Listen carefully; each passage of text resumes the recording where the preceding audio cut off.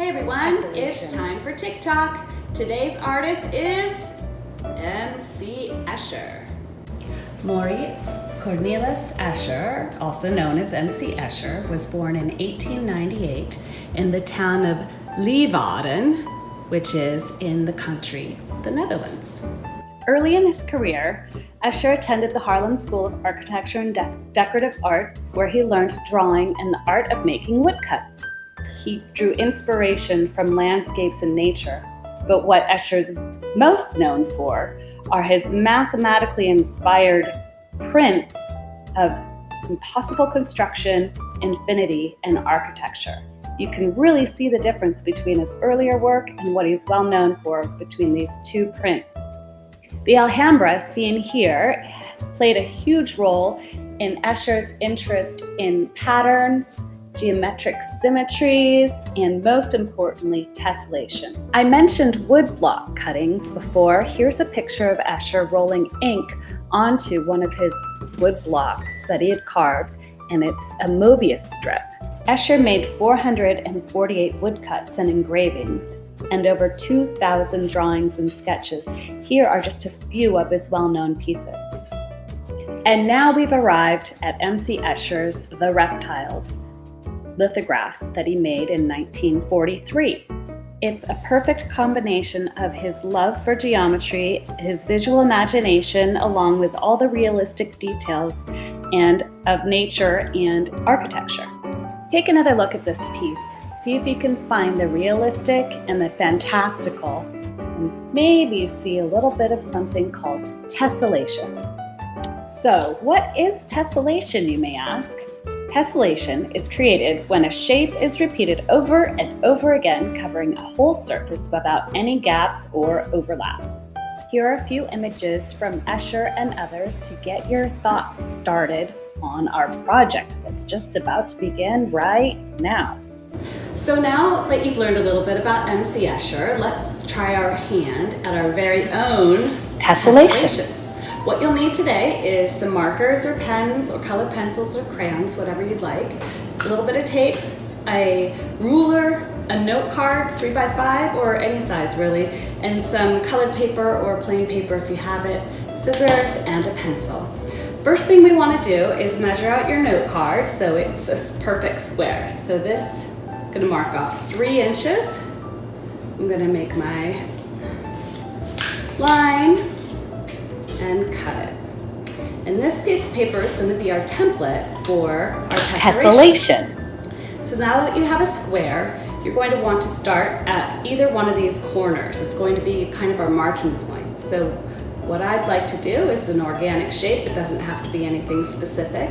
I just made a swoop. And then I'm going to cut that out.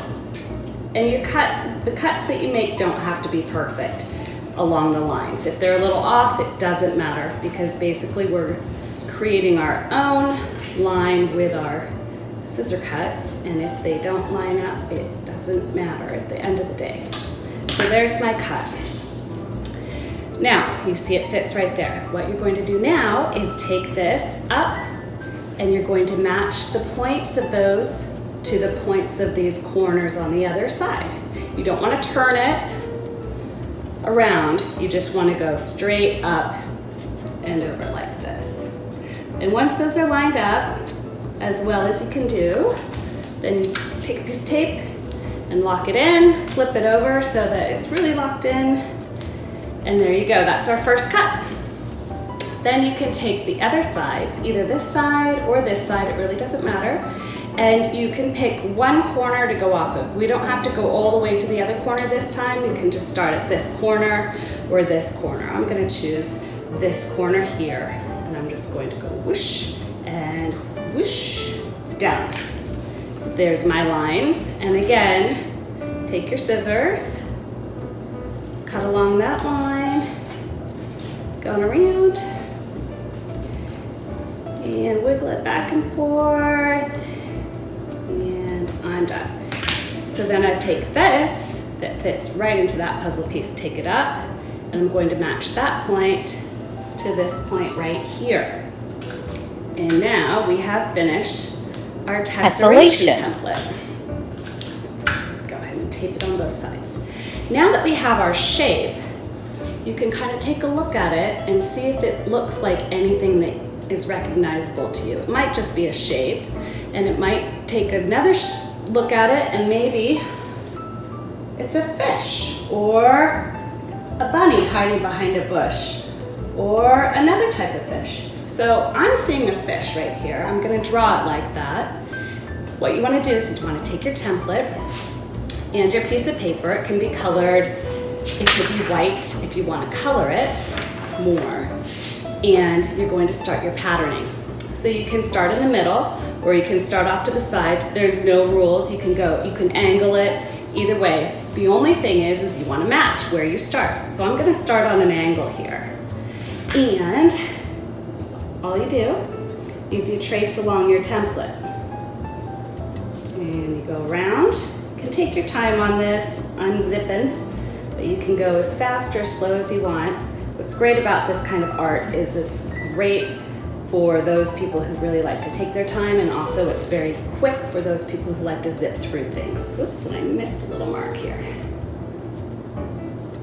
because my tape was covering it. All right, so there is my one template drawing. Now what you do is you take your template and you swish it so that the lines match up over here. And then you draw around your template again. And I'll show you what that looks like.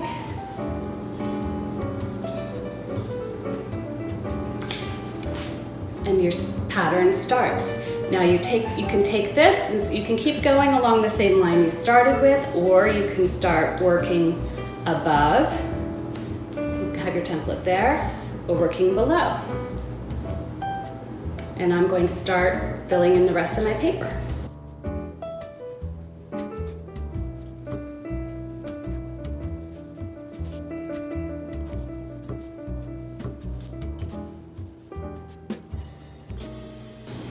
Okay, now that you've done now that you've filled in your entire sheet of paper, you can play around with the way that you have it and see if another shape or design comes into mind.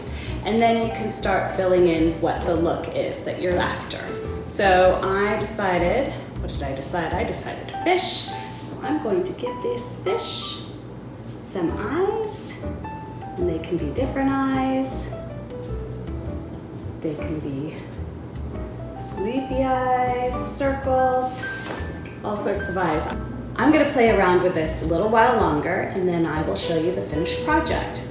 If you want to spend time making patterns, coloring it in, shading, do color blocking, putting designs within the designs, feel free to do all of that. MC Escher was very playful and thoughtful with his images, so take your time, enjoy the math and the art project rolled all into one. I'll be back with the finished drawing. All right, and I'm just putting the finishing touches here on my school of fish. And there's where I finished. So I hope you had fun making your tessellation art. My kids helped me out as well. My son, Henry, did a very simple one, just using an equilateral, I can talk, triangle. And my daughter, Pippa, she made this shape, created this pattern, and it turned into hearts and fields and and mountains. So that was fun. I made another one that was an organic shape again, and as I played around with it, it turned into a little bit of a color blocking pattern where I made a bat and a leaf. And my daughter Charlotte used a rectangle. She made this shape and it turned into a whole bunch of dogs going along. I hope you've enjoyed today's project, learning all about MC Escher and his tessellations. It's fun to mix art and math, and if you want to learn more about MC Escher and more tessellation projects, wait until the end of this video and you'll see some links. Please also make sure that you post your very own amazing tessellations that I know you'll be doing at our website. All the information is as follows. Remember, TICTOC, take time for art, make time for art. See you next time.